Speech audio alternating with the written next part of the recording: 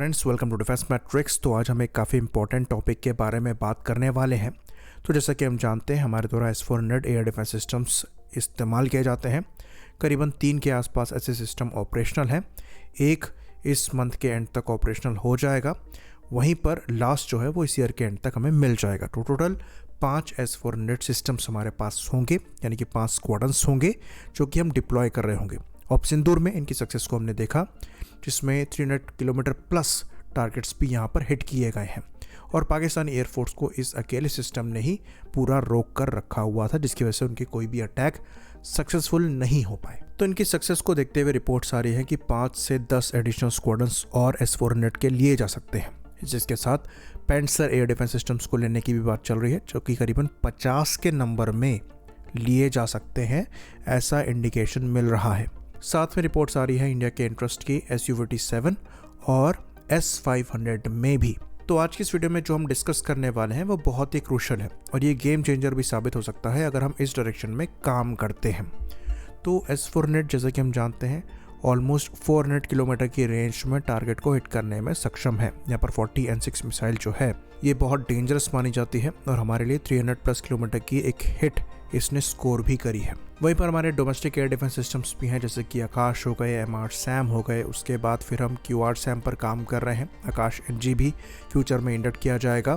फिर short range के air defence systems भी हमारे द्वारा लिए जा रहे हैं। तो ये सब एयर डिफेंस सिस्टम्स कैसे यूज़ करने हैं ये डिपेंड करता है IACCS पर, यानी कि integrated air command and control system. इसमें बेसिकली क्या होता है कि जितने भी इंडिया के एयर डिफेंस सिस्टम्स हैं और जितने भी ट्रैकिंग रेडार्स हैं, चाहे ये ग्राउंड पर हों चाहे ये एयर पर हों, इवन एयरक्राफ्ट से जो डेटा आ रहा है, एवैक से डेटा आ रहा है, ये सब कंबाइन किया जाता है, जिसकी वजह से एक डिजिटल पिक्चर निकल कर सामने आती है, जिसके अंतर्गत टारगेट्स सेलेक्ट करके कौन सा सॉल्यूशन उनके अगेंस्ट डिप्लॉय करना है ये चूज़ किया जाता है। तो ये ऑपरेशन सिंदूर के टाइम पर इस्तेमाल हुआ था। जो पाकिस्तानी ड्रोन्स का हमला हो रहा था उनके अगेंस्ट में हमने IACCS का इस्तेमाल करते हुए एयर डिफेंस सिस्टम्स को यूज़ किया और हमारा सक्सेस रेट काफ़ी हाई था। वहीं पर आर्मी द्वारा आकाश तीर का इस्तेमाल किया जाता है।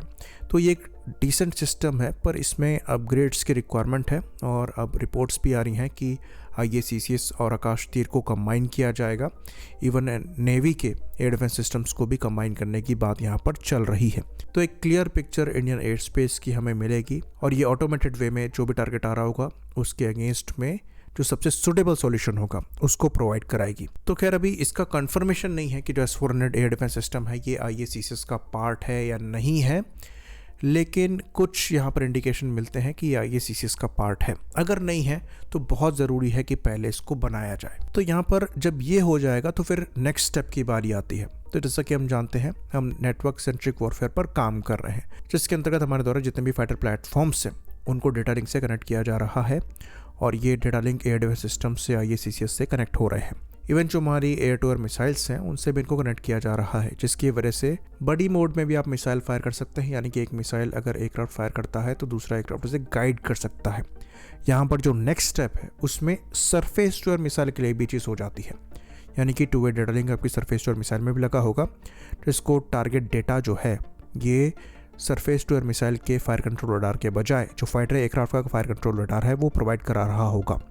ये चीज़ डेमोन्स्ट्रेट भी करी गई है, कई कंट्रीज अडेप्ट भी से कर रही हैं और अब यहाँ पर नीड आ गई है कि S-400 जैसे एयर डिफेंस सिस्टम्स को भी इस कैपेबिलिटी के साथ लैस किया जाए। कम से कम Su-30 MKI को ये कैपेबिलिटी दी जाए कि S-400 एयर डिफेंस सिस्टम्स की जो मिसाइल्स हैं उनको वो प्लेटफॉर्म गाइड कर सके।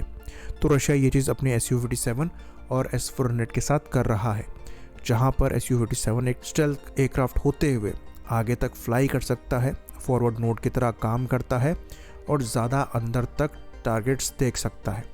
तो जो surface to air fire control radars होते हैं उनके साथ परेशानी ये है कि ये लॉन्ग रेंज में टारगेट्स को देख तो सकते हैं, लेकिन तब जब वो हाई एल्टीट्यूड पर फ्लाई कर रहे हैं। अगर वो लो फ्लाई कर रहे हैं तो अर्थ के कर्वेचर की वजह से जो लॉन्ग रेंज डिटेक्शन है वो हो नहीं पाता है। और अगर यहाँ पर फाइटर एयरक्राफ्ट के रडार से डेटा आ रहा होगा तो हाई एल्टीट्यूड पे फ्लाई कर रहा एक एयरक्राफ्ट लो एल्टीट्यूड पे फ्लाई कर रहे एयरक्राफ्ट को भी देखकर उसकी इंफॉर्मेशन एयर डिफेंस सिस्टम्स को प्रोवाइड करा पाएगा, जहाँ पर अगर सरफेस टू एयर मिसाइल भी लॉन्ग रेंज की लॉन्च करी जाती है तो वो स्लो फ्लाइंग टारगेट्स को भी निशाना बना पाएगी। और ये बहुत क्रूशल है। रशिया ये चीज़ Su-57 और S-400 के साथ कर रहा है। तो जब हम S-400 की और Su-57 की भी बात करते हैं तो वहाँ भी ये कैपेबिलिटी डिमांड करना ज़रूरी है अगर हम उस डायरेक्शन में आगे बढ़ रहे हैं। लेकिन सबसे पहले Su-30 MKI के साथ इसका एडिशन होना चाहिए, उसके बाद ही हम एडिशनल S-400 के साथ आगे बढ़ें, क्योंकि कुछ रिपोर्ट सजेस्ट करती हैं कि IACCS में S-400 इंटीग्रेटेड है, यानी कि Su-30 MKI का डेटा भी IACCS को जा रहा है, तो इनडायरेक्टली दोनों कनेक्टेड हैं। पर मिसाइल गाइडेंस की कैपेबिलिटी है, इसकी पॉसिबिलिटी कम नज़र आती है और इस पर हमें काम करना चाहिए रशिया के साथ मिलकर। और अगर Su-57 रशिया द्वारा पिच किया जा रहा है तो वहाँ भी ये चीज़ मैंडेटरी होनी चाहिए, जिसके अंतर्गत खाली S-400 की मिसाइल्स को ही Su-57 गाइड कर पाए, यही नहीं होना चाहिए, बल्कि जितने भी सरफेस टू एयर मिसाइल्स हम ऑपरेट करते हैं वो भी ये प्लेटफॉर्म्स गाइड कर पाएँ, ताकि अगर खुद के air to air missile aircraft fire कर दे उसके बाद भी उसके पास ऑप्शंस हों टारगेट्स को हिट करने के लिए। साथ ही साथ कोई भी 4.5 जन प्लेटफॉर्म ये स्टेल्दी कैरेक्टरिस्टिक्स को मेंटेन करते हुए ये काम कर सकता है, क्योंकि वो क्लीन कॉन्फ़िगरेशन में फ्लाई करते हुए अपने सेंसर्स का इस्तेमाल करके टारगेट को सरफेस टू एयर मिसाइल से डिस्ट्रॉय करने में सक्षम होगा। अगर long range surface to air missiles exist करती हैं तो उनका फ़ायदा उठाया जा सकता है, जैसे कि ये मिसाइल्स पाकिस्तान के एयर स्पेस में बड़े आसानी से घुस सकती हैं। तो हमें ऐसा लगता है कि अगर रशिया द्वारा S-500, S-400 और Su-87 ऑफ़र किए जा रहे हैं तो ये एक अच्छा पैकेज हो सकता है। कुछ यहाँ पर आर्ग्यूमेंट आते हैं कि हमारा प्रोजेक्ट कुशा भी होगा, हमारे पास खुद के बैलिस्टिक मिसाइल डिफेंस सिस्टम्स हैं, तो हमें S-500 की भी रिक्वायरमेंट नहीं है, जो कि वैलिड आर्ग्यूमेंट है। लेकिन अगर आप डोमेस्टिक सिस्टम बना रहे हैं, उसके पैरेलल में आप ऐसे सिस्टम्स इंपोर्ट कर रहे हैं कैपेबिलिटी को मेंटेन करने के लिए, और अगर आपके डोमेस्टिक सिस्टम के साथ ये पैरेलल में काम कर पा रहे हैं, तो हमें नहीं लगता इससे कोई परेशानी है। परेशानी तब होती है अगर हम डोमेस्टिक सिस्टम्स को बना ना रहे होते और सर्विस में इंडक्ट ना कर रहे होते, जैसा कि नहीं दिख रहा है। तो इंडिया जैसी बड़ी कंट्री के लिए बड़ा और लेयर्ड एयर डिफेंस सिस्टम होना बहुत ज़्यादा ज़रूरी है। तो जितने भी हम एयर डिफेंस सिस्टम्स ले रहे हैं वो सब यूटिलाइज होंगे। मॉडर्न कॉन्फ्लिक्ट में ये चीज़ हमने देखी है कि लड़ाई जब लंबी खिंचती है तो एयर डिफेंस सिस्टम्स जो है ये धीरे धीरे सैचुरेशन की तरफ आगे बढ़ते हैं, क्योंकि एक इंटरसेप्शन में एटलीस्ट 2 से 3 मिसाइल भी आप कंज्यूम कर रहे होते हैं। और अगर पूरे इंडिया को कवर करना है तो आपको इनके बड़े नंबर्स चाहिए होंगे। तो प्रोजेक्ट कुशा के साथ अगर 10 स्क्वाड्रन S-400 के भी हैं तो उससे कोई परेशानी नहीं है। जहाँ तक की बात पैंसर की, तो लाइकली एयरफोर्स द्वारा पैंसर इसलिए देखा जा रहा है क्योंकि वो भी एक मोबाइल सिस्टम है जो कि S-400 की स्कूट और शूट कैपेबिलिटी के साथ काम कर सकता है। खैर, अगर ये हमारे IACCS का भी पार्ट बनता है तो अगेन हमें इससे कोई परेशानी नहीं है, जब तक हमारे डोमेस्टिक सॉल्यूशन भी यहाँ पर यूटिलाइज हो रहे हों।